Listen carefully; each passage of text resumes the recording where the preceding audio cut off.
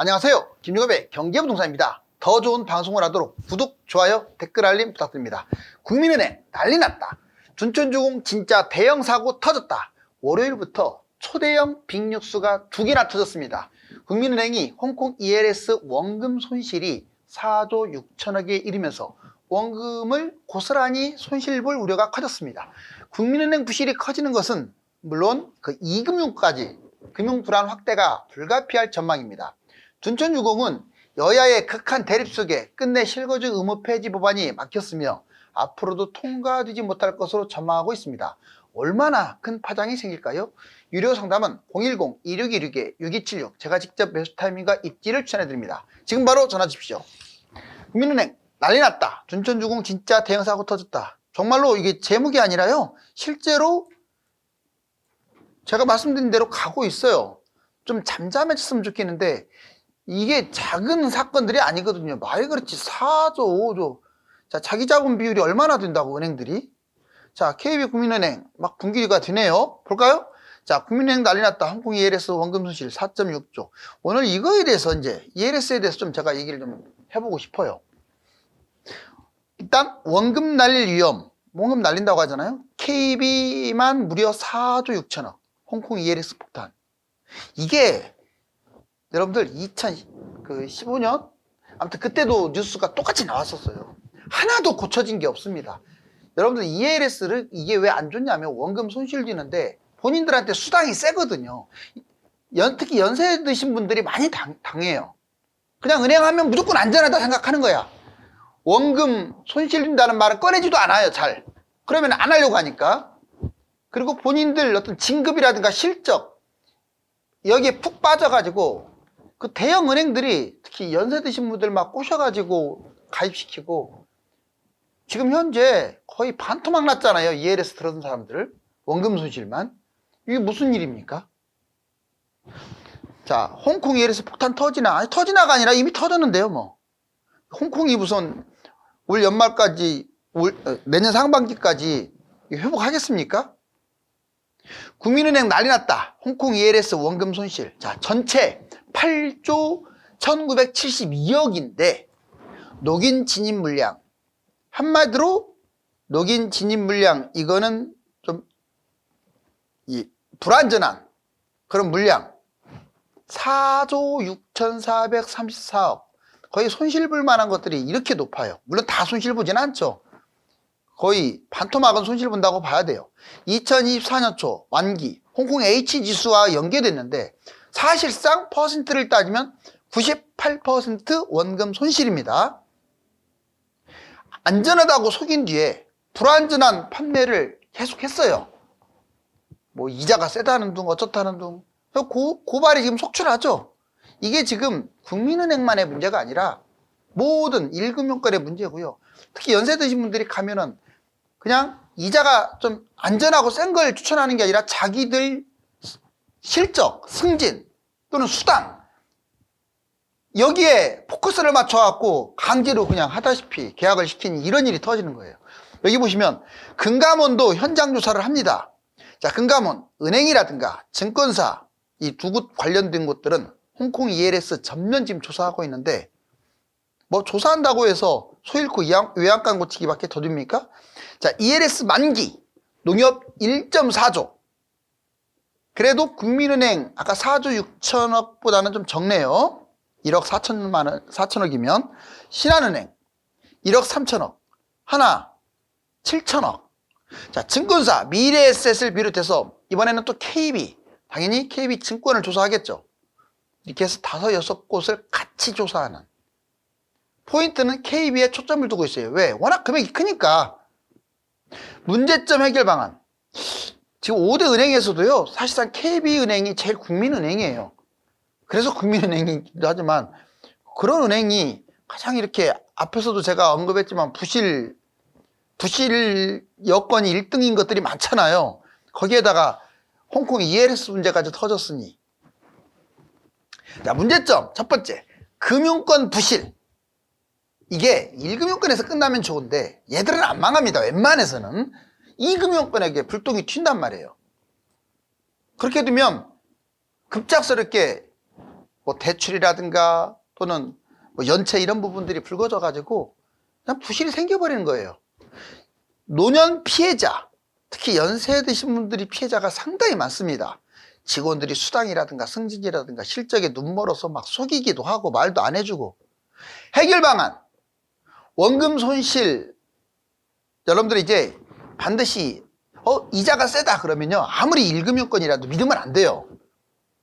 본인들 유리한 쪽으로 가입을 유도하니까. 특히 연세 드신 분들 원금 손실 보냐 안 오냐를 녹음을 해갖고 정확하게 아시고, 두 번째, 과도한 이율이 너무 세 그러면 의심을 받아야 돼요. 왜? 고금리는 고위험입니다. 자, 그렇다면 금융권 이기적이고 방만한 경영, 특히 노인분들 피해 많다. 이건 뭐 국민은행만 그렇겠어요. 제일 많아서 지금 내가 지적을 한 거고, 정말 이기적입니다. 방만하고요. 본인들 연말에 성과급잔치 미친 듯이 하고, 은행에서 판매된 홍콩 HGS 연계 ELS 현황을 보면, 자, 뭐 ELF하고 ELT 이거를 합친 거, 여기 보시면 은행권 전체 판매 잔액 15조 6,676억 원인데 내년 상반기가 만기가 도래되는 게 8조 2,973. 즉 이때까지 홍콩 H지수가 회복을 못하게 되면 거의 지금 다 그대로 날려요. 뭐 6개월 만에 엄청나게 뛰겠습니까? 중국 더군다나 소속하에 있는데, 여기 보시면 쭉 금액별로 KB가 제일 많죠. 4조 6,434억, 신한 2조대, 농협 2조대, 하나 2조대, 제일은행 1조. 자, 이렇게 그 다음에 오른쪽 보시면 은행권 홍콩 H지수 ELS 내년 만기 규모, 금방 얘기했듯이 만기 규모 이제 제시를 했고요. 여기 보시면 점처럼 반등 못하는 홍콩 H지수, 주가가 올라가요. 왜? 주가하고 연동해서 나오는 상품이라 주가가 폭락하면 원금 손실 되는 거예요. 그걸 다 얘기해 줘야 하는데 안 해주는 거지. 그래서 여러분들 그 ELS는 이제 상품마다 다르긴 하지만 웬만하면 안 하는 게 좋아요. 모르는 것은 안 하는 게 좋고. 그리고 여기 보시면 자, 12,000까지 갔던 게 21년에 지금 6,000, 완전 반토막 나버렸죠. 이게 주식 채권 연계를 하다 보니까 손실을 보는 거예요. 원금 손실. 잘 될 때는 돈을 많이 벌겠죠. 근데 안 되는 것도 생각을 해야죠. 여러분들 아무리 이자가 세더라도 원금 손실을 볼 생각으로 저금하는 사람이 몇 명이나 있겠어요? 둔촌주공 터졌다. 이것도 엄청난 매머드급 폭탄입니다. 이제 사실상 법 통과가 거의 물 건너간 상태라고 보여져요.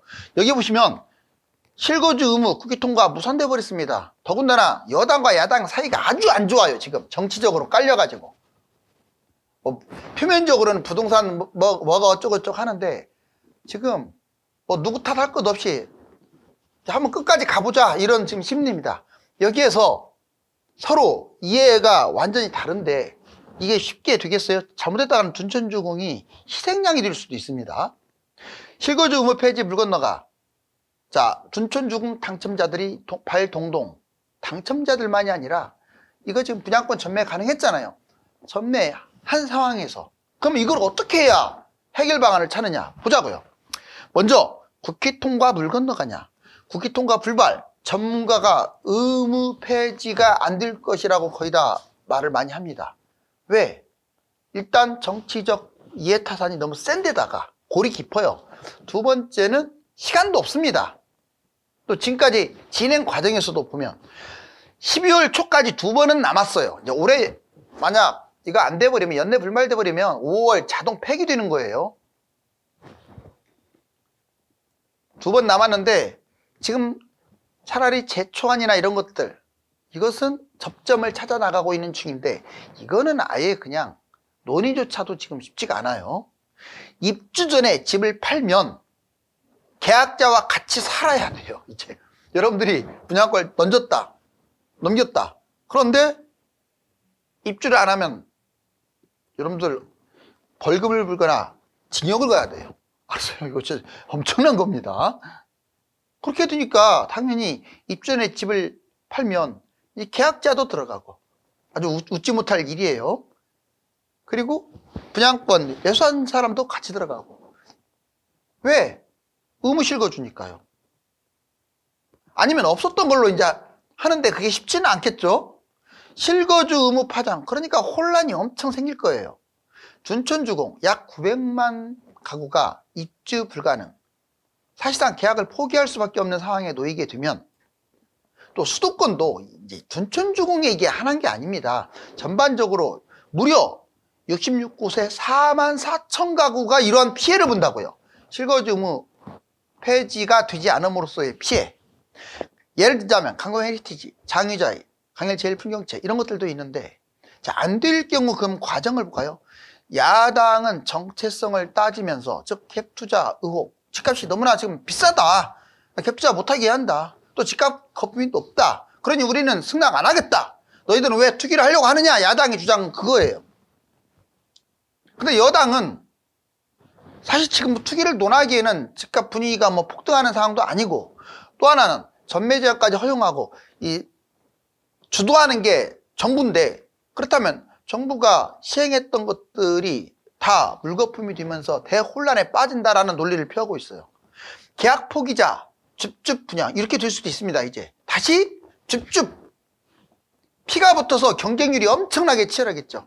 지금 대략 못 붙어도 4억, 많이 붙으면 6억 붙었는데 그걸 날릴 판이에요 지금. 자, 둔촌주공 프리미엄 5억, 기타 프리미엄 다 상실돼 버리는 거죠. 여기 보세요. 자, 수도권 주요 실거주. 그렇다면 의무단지가 어디 있느냐? 강동구 이편한 세상, 강일 어반브릿지. 2월 입주 539가구. 하남시 덕궁동 더샵 하남 에디피스 3월 입주 980가구나 돼요. 서울 강동구 강동 헤리티지 자이. 자, 6월 입주인데 1299가구. 자, 은평구 센트레빌 아스테리움 시그니처 11월 입주인데 752가구. 25년에 자, 서울 강동구 올림픽 파크 프로그램 이거죠, 이거. 무려 12,032가구. 그런데 이제 분양된 것들, 미계약된 것들, 이런 게 이제 중요한 거죠. 그게 이제 분양 의무 실거주를 못하는 사람들, 그 못하는 사람들이 문제가 돼요. 분양받은 사람들 중에서. 경기 광명시 철산자이 더 헤리티지 6월 입주 3,800. 정말 엄청난 매물입니다. 아까 4만 4천 가구라고 했죠. 전매 제한 실거주 의무 폐지 3에서 10년, 이게 6개월에서 3년 정도로 전매 제한이 되는데 무슨 의미가 있겠어요? 전매 제한. 전매 두면 뭐 하겠어요? 실거주 의무적으로 해야 하는데. 다 말짱 도루묵이도 있죠. 분양가 상한제, 공공재개발, 일반 분양 거주 의무 폐지 2에서 5년, 이거 아예 폐지되는 건데, 이게 지금 1월 5일 이후 분양단지는 바로 폐지. 거주 의무 적용 기준단지 수도권에 4만 4천 가구. 이게 통과가 안 되면 무산돼 버리는 거다 이 말이죠. 자, 이번에는 경기위기가 터지면 세 곳 중 하나는 붕괴. 제가 은행 얘기 1금융권이라고 해서 다 안전한 걸로 착각을 하는데 1금융권이 물론 2금융권보다는 훨씬 안전하죠. 그렇지만 경기위기가 터져버리면 어떤 일이 벌어질지 몰라요. 특히 멀쩡한 은행도 도산될 수가 있습니다. 왜? 뱅크런 문제가 있기 때문에. 제가 한 번씩 거론됐던 거 지금 당장 부도난다는 게 아니에요. 자, 여러분들이 참조를 하세요. 여기 보세요. 경기위기 터지면 한 곳은 붕괴될 것 같아요. 국민은행, 우리은행, 기업은행. 뭐 얘들이 유달리 나빠서가 아닙니다. 지금 노출 빈도수가 많아졌어요. 먼저 국민은행 담보대출 6조로 1위, 부실채권 9,880억 1위, 뭐 금액은 크지 않더라도 1위입니다. 부동산 PF 11조로 1위예요. 리볼링, 국민카드 급증해서 1위. 홍콩 ELS 이번에 사건이죠. 녹인 진입이 했던 약간 손실이라고 얘기했고 4조 6,434억 1위. 지금 다 1위를 휩쓸고 있네. 안 좋은 거. 우리은행은 규모에 비해서 안 좋아요. 부실 경영, 파생 상품, 운용 과정 962억 손실 보고 자꾸 사건만 터뜨리죠. 손실, DLF 1065억 손해배상, 700억 횡령 이런 사건도 터졌고요. 건전성은 꼴찌고 BIS 16%로 저축은행이 14%라면 거의 비슷해요. 기업은행, 자, 국책이기 때문에 뭐 기업은행이 부도나기는 쉽지 않지만 그래도 문제점, 중소기업 파산 1034건 급증, 대출 2주 육박. 중소기업을 주로 달고 사는 게 기업은행 아닙니까? CCC 플러스, 아예 그냥 투기 등급, 정크 등급 이하 기업 대출 무려 15.4조나 돼요. 이거 어떻게 다 받아? 20%나 증가했고요. 중소기업 보호하고 부실채권 상승하게 되면 기업은행이 부도가 난다. 아무튼 각각의 제가 문제점들을 다 찝어냈습니다. 그럼 이런 말을 합니다. 자, 은행 지금 가서 뛰어가가지고 해지해야 할까요? 여러분들, 뭐 2금융권도 마찬가지지만 특히 1금융권을 뭐 바로 뭐 해지합니까? 아무리 그렇다고 하더라도 우선 만기까지는 끌고 가는 거예요. 만기 해지하면 너무 피해가 크잖아요. 그럼 만기 된 다음에 이제 생각을 좀 해보세요. 가장 안전한 1금융권이 어디고, 그리고 2금융권은 좀 더 불안하니까 자, 5천만 원 보장 한도 내에서만 넣고 나머지는 좀 분산. 자, 국회 통과 못한 법. 실거주 의무 폐지가 가장 위험하다. 실거주 의무 폐지, 제초안 완화 등 연내 통과 못하면 자동 폐지. 재건축 부담금도 있어요. 면제금액 1억 이하까지 면제한다. 부과기간 면제금액 상향했고요. 7천만 원 확대했죠. 자, 부과 개시 시점 조합 설비 인가로 조정. 근데 이거는 법안 소위서, 이제 이번에 국회 법안 소위서 공감대가 형성됐기 때문에 이거는 그대로 통과될 가능성이 커요. 근데 실거주 의무 폐지가 문제예요. 수도권 분상제 주택 최대 5년, 공공재개발 2년인데 개선, 실거주 의무 폐지, 주택법 개정, 이거 국회 통과, 야당이 반대하면서 정치 불협, 또 협상을 잘 안 하고 있잖아요. 그래서 아마 불발될 가능성도 점쳐지고요. 취득세 중과 완화, 현행 2주택 조정 8%, 비조정 13%인데 이걸 개선하면 조정지역이든 비조정지역이든 1에서 3%로 확 줄죠. 3주택도 조정이 12에서 6으로 줄어들고 비조정은 8에서 4로. 국회 통과, 국민 부담을 덜어준다는 차원에서 공감대가 어느 정도 형성되는 상태입니다. 실거주 의무 폐지가 문제예요. 해외기관 한국 경고 4곳, BIS, 무디스, IMF, OECD. 제가요 따끈따끈하게 최근에 나왔던 한국 경고 자료를 다 모았어요. 옛날에 한 게 아닙니다. BIS도 살벌한 경고, 한국 집값 낮추고 빨리 가계부 줄여라. 이거 최근에 나온 거예요. BIS 사무총장, 한국 가계부채 모니터링, 강력 경고, 모니터링 해라. 경고입니다. 자, 가계부채 주범인 집값 거품을 빨리 빼라. 집값 거품을 빼라 이 말이고, 한국 금융기관, 특히 금융기관이 취약하고 금융부채가 부실하다. 무디스, 부동산 익스포저, 은행대출 40% 중반이나 되고, 자, 테일 리스크, 현재에 비해서 리스크가 큰 거죠. 자, 부동산 약세 장기화, 금리 상승기, 부동산 분기 금융위기로 확대될 수가 있다. IMF 2028년까지 2% 경제성장 정말 낮게 보고 있네요. 빨리 구조개혁을 해야 한다. 또 하나, 가계 공공부채 제한, 주택과 금융을 안정화하는 방안으로 모두 올인해라. 주택 거품이 심하고 대출이 많은데 장기간 고금리를 함으로써 이거를 막는 역할을 해야 한다. OECD 사무처장, 장기적으로 어둡다 우리나라가. 왜? 출산율, 수요 급감 이런 것들 때문에 잠재 성장률이 특히 문제죠. 은행 대출 관리, 정부는 대출 억제 정책, 한국의 가장 큰 리스크는 가계 부채다. 2024년의 집값 대결, 상승과 하락의 핵심 키는 이겁니다. 자, 여러분들 놀랍게도 상승 요인의 핵심은 올해 집값 폭락을 제공했던 금리 인하입니다. 2024년에는 처음에는 고금리가 유지되겠지만 무조건 이제 특별한 상황 아니면 금리 인하 쪽으로 갈 확률이 커요. 그래서 집값이 올라갈 것이다. 그런데 하락 요인의 핵심, 자, 지금 가계부채 내 뭐 연체율이 심각하죠. 정부가 DSR부터 시작을 해서 대출 강화. 그러니까 대출도 많이 안 해주면 집값이 잘 안 뜁니다. 그러면 상승 요인과 하락 요인이 지금 누가 크게 작용할 것이냐. 먼저 금리 인하, 미국 물가지수가 급락하고 있고 기준금리 종결되겠죠. 자, 그러면 인상 요인이었던 유가 전쟁 그 불확실성이 그래도 많이 줄어들었어요. 선행지수, 주가라든가 가상화폐 이런 것 지금 급등하고 있고 달러는 안정되고 있잖아요. 24년 5월 미국 기준금리가 인하되지 않을까라고 지금 판단을 하고 있어요. 베팅, 금리 인하 확률은 90%입니다. 즉 금리 인하는 집값 상승 요인으로 이제 작용한다. 자, 하락 요인, 대출 강화, 가계 기업 부채 세계 1위야. 연체율, 사업대출, PF 이거 위기이기 때문에 금융위기가 터질 수도 있다. 정부 DSR 예외사항을 제한한다. 전세대출이라든가 중도금 DSR까지도 적용하겠다. 그러면 대출이 확 줄어들어요. 매입 주력책인 2030이 그러면 관망세로 돌아서겠죠. 내 집 마련 투자자가 대출 때문에 집을 살 가능성이 낮아져요. 자, 하락의 핵심 요인이 대출 강화입니다. 여러분들은 어느 쪽 힘이 커질까요? 이제 주담대 급등으로 대출 강화, 금리는 줄줄이 인하. 여기 보시면 주담대 쭉 늘어나고 있어요. 지금 매달 여기 11월 달 지금 제일 세잖아요. 그 다음에 금리는 내려가고 있습니다. 벌써부터 내려가요. 여기 3% 이제 금리로 내려왔어요. 아마 12월, 1월, 2월, 3월로 갈수록 금리는 팍팍 떨어질 겁니다. 예금이든 대출이든.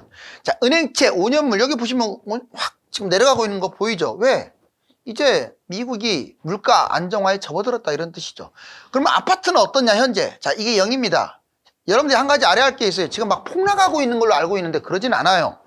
냉정하게 통계를 봐야죠. 서울이 0.13에서 0.03 아직도 플러스예요. 서울은 마이너스가 아닙니다. 물론 구에 따라서 마이너스가 있는 곳도 있겠지만 지금 거의 5월부터 계속 11월 현재까지 상승 중입니다. 다만 전국은 상승하다가 보합으로 내려왔어요. 대신에 내려가는 추세다 이렇게 판단해야겠죠. 서울주택 매매 가격 전망지수도 역시 9월 10월 정점을 찍고 조금 내려가는 추세다. 이게 팍 빠질 거냐 다시 또 올라갈 거냐. 자, 서울 아파트 매매량 보통 3,000건 가다가 이번 달 2,000건밖에 안 될 것 같고요. 10월 달 2,000건밖에 안 될 것 같고 이번 달은 2,000건대도 유지 못할 것 같아요. 11월은. 매물은 거의 8만 건 정도 지금 육박. 자, 국회입니다. 국회가 이거 지금 둔촌주공을 통과시키지 못하고 서로 난항을 겪고 있습니다.